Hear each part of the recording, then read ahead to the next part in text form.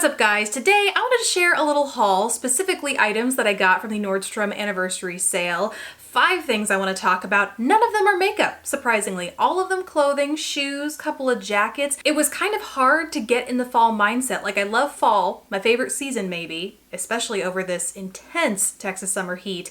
But there was just, I don't know, with it being like 100 outside, it was hard to think about buying sweaters. You know what I mean? So I feel like that really helped scale back my purchasing during this sale, because anytime there's a sale like this for me, there's just this compulsion to, load your cart up saying that you're stocking up for the upcoming months, you're gonna get so much good out of them. But that helped kind of temper my cart size. So I wanted to talk about the things that I got and also ask for your opinion on a few things. I'm not totally sold on all of them. I took a few chances trying some new styles or styles that are new for me, and I'm not totally sold. Would love to hear your thoughts in the comments below. Let's go ahead and get started. First off with shoes. Okay, so first pair of shoes, I know I'm keeping these because how could you not keep a leopard mule? Is that what we call this? Clog? Mule? Not really sure, but love it. Backless, pointy-toed leopard shoe. I was actually looking for a leopard shoe like this last fall. Ended up getting some that was like a loafer with black leather on the front and leather detail on the back, but I was still itching for something that was just full-on leopard. So that is what these are. I have a 10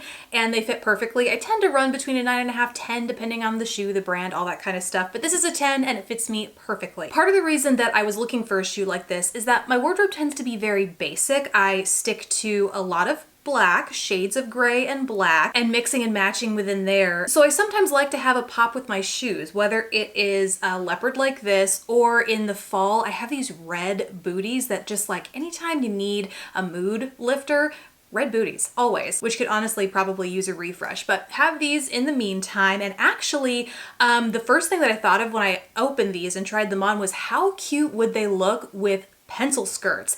I gave some more casual like tennis shoe style options in the video that I just did, pairing pencil skirts for more casual style, but these are like a little bit dressier, so they're not a tennis shoe. They give you a little bit dressier, but they don't dress it up too much to where it wouldn't still be casual, So I think that's how I'm gonna wear these frequently. Okay, next up, I got a tennis shoe heel hybrid, and stick with me because I'm keeping these too. These are from Steve Madden and they have a closed toe on the front, kind of a subtle crisscrossing design before going to a zipped back, and then this little peekaboo detail here in the center to kind of break up all the fabric. But these I was excited about because I've said this many times before, I'm very casual when it comes to my style. I work from home, not a whole lot of reason for me to dress up a lot. And so flip-flops, sandals, tennis shoes tend to be my go-to, but I also carry my weight in my legs more so, like butt and thigh area.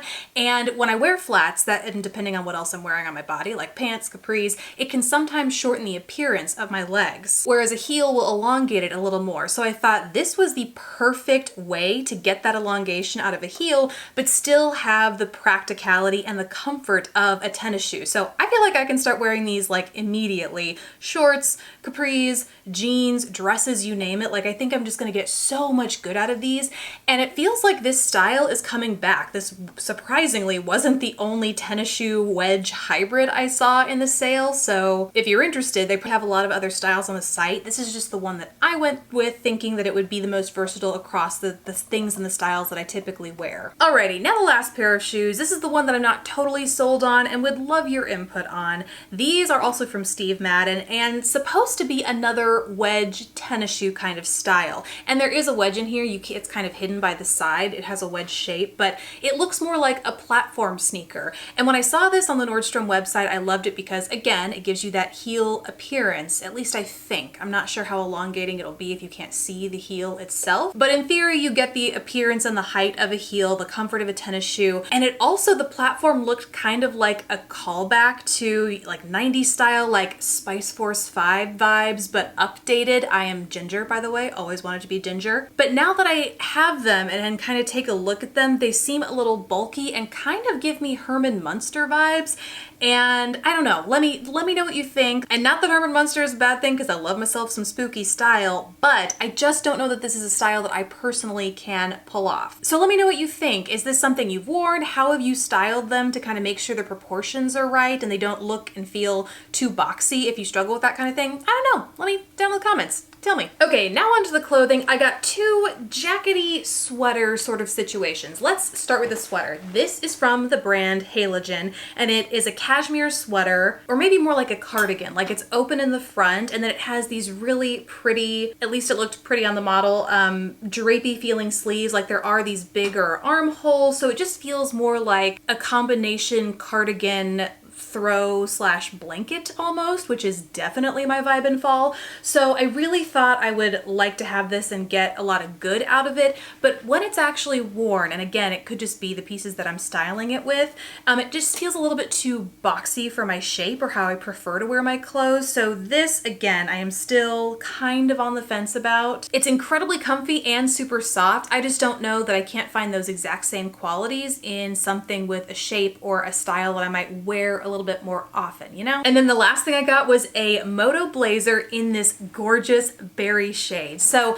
I've done Trunk Club a few times. If you've been with me here on the channel or watched any of my fashion videos before, you might remember this, but in one of my Trunk Clubs, I got this incredible green, like rich gem tone, emerald kind of green Moto jacket. It was the wrong size and they didn't have the right size to swap it out. So I've kind of been on the hunt for a beautiful gem toned jacket ever since. And I love the style of this one where it's like has these panels on the outside, so it just gives you a little bit more shape across your chest for when you zip it up, or it hangs more like a drapey, not a cardigan, but kind of a cardigan, like a drapey cardigan when you wear it unzipped. So it just looks great either way. And I love everything about it, but I got a size medium and I think it's supposed to be fitted. So medium is a little bit too fitted on me right now, specifically in the arm area and a little bit in the waist. When I wear it open, which I probably would maybe most of the time, I think it would be totally fine. But if it ever came to zip it up, I think it would feel a little bit too tight. And so I'm contemplating getting the large, but I also, because it feels like it's supposed to be more fitted,